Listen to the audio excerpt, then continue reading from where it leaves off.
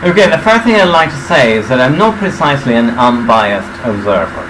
I teach English phonetics and the accent I teach is General British, so I obviously know more about that accent than I do about General American. Also, I have been training to produce that accent accurately for more than 20 years, so I definitely have a horse in this race. So I'll invite you not to simply take my word for it, but to do your own research and ultimately to make up your own minds.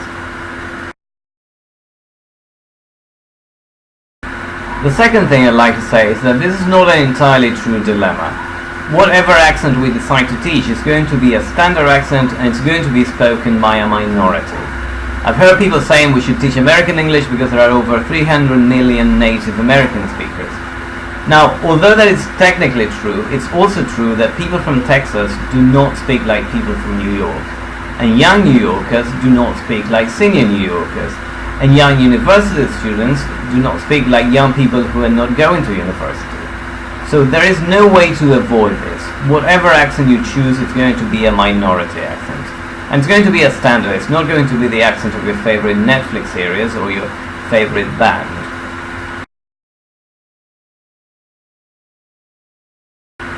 Why not just let the students decide, or why not teach a variety of accents? Well, simply because developing an accent is really difficult. As I said before, I have been studying General British for over 20 years, and I still have a long way to go. I still make many mistakes, it's even likely you will find some in this very video. So, if you think you have an American accent because you say better instead of better, I don't mean to sound aggressive, but I very much doubt you're even qualified to be part of this discussion. There's much more to an accent than that. Well, it really depends on what you want to do with the language. If you want to learn English because you want to watch your favorite series without subtitles, well then you should probably learn American English. But if we think about English as a lingua franca, then it makes sense to study the accent that most people around the world are studying, and that is, believe it or not, General British, which is taught in most of Asia, including China with 1.4 billion people and most powerful economy in the area.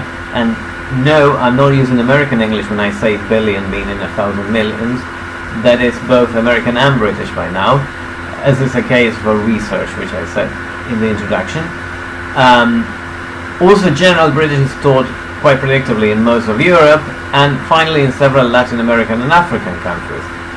Plus, we have to keep in mind that out of the remaining countries, some have their own English accent, as is the case, for instance, for India.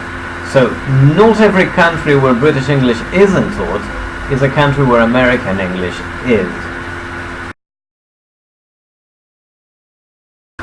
The idea that we should teach American English because we have more exposure to it is an idea which made sense 30 years ago, but which is no longer true. Today, whatever major accent you choose, you can spend your life watching videos and listening to music in that accent. Admittedly, American series are more popular than Canadian ones, but the point remains that exposure is no longer a finite resource, and so we shouldn't treat it as such. If a person is either a native speaker or has lived in an English-speaking country for many years, I would definitely not try to alter this person's accent. A native accent will always sound more natural and thus better than any accent we can teach you. Now, if the person is studying to become a teacher, I would ask them to be able to produce the features of the accent we are studying, at least in isolation, in case they have to teach the accent themselves. But I would definitely not try to replace their own accent by this one. So I think the answer to a question is no. But again, I'm no unbiased observer, so you will have to make up your own minds. See you next time, and thanks for watching.